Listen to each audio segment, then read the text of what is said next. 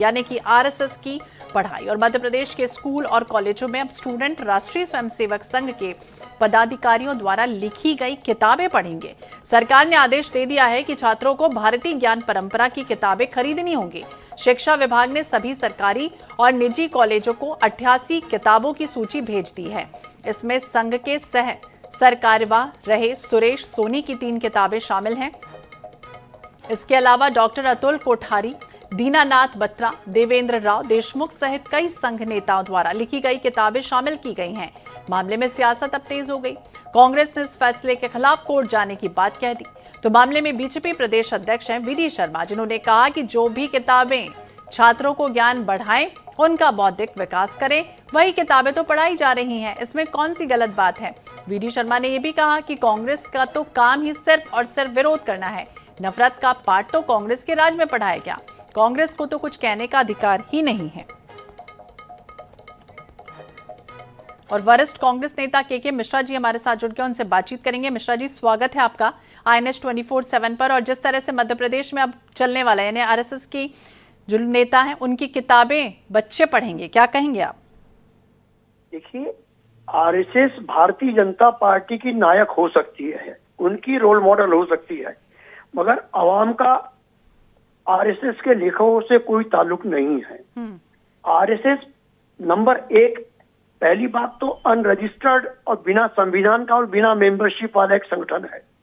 99 सालों में आज तक उसकी कोई मेंबरशिप नहीं है, ना ही उसका कोई पंजीयन है। तो उनका विचार क्या हो सकता है? और ये आरएसएस वही है जिसने आजादी के संग्राम में कोई योगदान नहीं दिया। ये आरएसएस वही है जिसने अंग्रेजों को भारत के सेनानियों की स्वतंत्रता संग्राम के आंदोलन की भूमिका कैसे खत्म की जाए उसकी कार्य योजना बनाकर दी। ये ऑन रिकॉर्ड है। ये आरएसएस से जुड़ी हुई विचारधारा वही है जिसने अंग्रेजों की मुखबिरी की। ये आरएसएस वही है जिसने आजादी के आंदोलन में आह्वान किया था 1930 में कि हमारा ध्वज भगवा है, तिरंगा मनोवैज्ञानिक प्रभाव गलत तरीके से डालता है, ये हमारा झंडा हो ही नहीं सकता है। हमारे राष्ट्रीय ध्वज के रूप में हिंदू भगवे ध्वज को अंगीकार करें। तो जो लोग हमेशा विष घोलते रहे भारत की बलिदानी पर, आजादी पर, हमारी राष्ट्रीयता पर, वो लोग यदि कोई पुस्तक लिखते हैं तो वो पाठ्यक्रम में शामिल की जाएगी। कितनी बड़ी शर्म की बात है। मिश्रा जी, लेकिन ये तो कह रही है बीजेपी की जो राष्ट्र विरोधी विचारधारा था उसको हटाया जा रहा है और ज्ञान कहीं से भी मिले। प्रदेश अध्यक्ष कह रहे ज्ञान कहीं से भी मिले, किसी भी किताबों से मिले तो उसे ग्रहण करने में क्या कुछ गलत है? तो मुझे वही तो बता दें कि ये ज्ञान देने वालों की विचारधारा क्या है। भाई ज्ञान दें, हम तो एक बेचारा गरीब है उससे भी ज्ञान ले लेंगे, मस्तिष्क का ठेका किसी के पास नहीं है। ज्ञान किसी से भी अर्जित किया जाता है, मगर एक विचारधारा विशेष जो हमेशा संकीर्ण मानसिकता की रही हो, जिसके दिल में सांप्रदायिकता का ही सिर्फ बीजारोपण हो, जो समय समय पर अपनी विचारों को, अपने शब्दों को, अपनी भाषा शैली को बदलती रही है, तो वो लोग का रोल मॉडल होंगे। हमारे साथ भाजपा की प्रवक्ता नेहा बग्गा जी भी जुड़ गए। नेहा जी, आपका भी स्वागत है INS 24/7 पर। और अब जिस तरह से किताब पर बवाल शुरू हो चुका है, विभाजनकारी विचारधारा एक तरफ कांग्रेस इसे कह रही, आप क्या कहेंगी? देखिए, मुझे लगता है कि कांग्रेस के दिमाग में राष्ट्र प्रेम करने वालों के प्रति जो है वो दुर्भावना स्पष्ट दिखाई देती है। अगर कोई विचारधारा राष्ट्र को सर्वप्रथम रखती हो, अगर कोई विचारधारा व्यक्ति निर्माण का काम करती है, अगर कोई विचारधारा राष्ट्र को आगे रखने के लिए, उसके निर्माण के लिए कार्य करती है, तो कांग्रेस के पेट में दर्द होना तो स्वाभाविक है। क्योंकि कांग्रेस तो उस विचारधारा की है जिसके लिए जो शांति का दूत है वो जाकिर नायक है, जिसके लिए हाफिज साहब है, जिसके लिए बाटला हाउस एनकाउंटर होता है तो सोनिया गांधी जो है वो 3 दिन तक रोती रहती हैं, सो नहीं पाती हैं। कांग्रेस तो वो है जिसने विभाजन की नीति को अपना के देश को टुकड़े टुकड़े करने का काम किया है। कांग्रेस वो है जो आज भी टुकड़े टुकड़े गैंग के साथ चलती है। कांग्रेस वो है जिसको स्व की भावना से चिढ़ मचती है, तो अंग्रेजों की गुलामी की मानसिकता से आज भी नहीं निकल पाई है। कांग्रेस वो है कि अगर देश में 370 धारा हटाई जाती है तो कांग्रेस 370 को बहाल करने की बात करती है। तो जिनकी विचारधारा आतंकवाद के साथ है। मिश्रा जी, आप कुछ कहना चाहेंगे? आपका काउंटर, समय की कमी है, माफ कीजिएगा। जी बिल्कुल, नेहा जी एक समझदार नेता है, मगर जिस वक्त की मैं बात कर रहा हूँ शायद नेहा जी को ध्यान नहीं होगा, उन्होंने अध्ययन नहीं किया होगा। 21 जनवरी 1930 को नेहा जी आरएसएस ने एक सर्कुलर निकाला था और मैं डेट सही बता रहा हूँ आपको, मैं डॉक्यूमेंट दे सकता हूँ।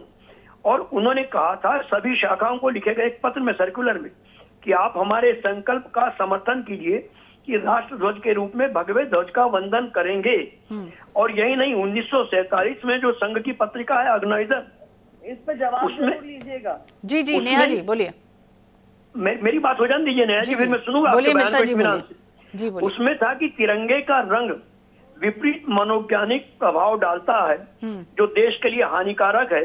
देश का हिंदू तिरंगे को कभी नहीं अपनाएगा और नहीं सम्मान करेगा। ये राष्ट्र के लिए प्रेरणा आपके लिए हो सकती है, हिंदुस्तान के लिए तो नहीं हो सकती है। जी नेहा जी,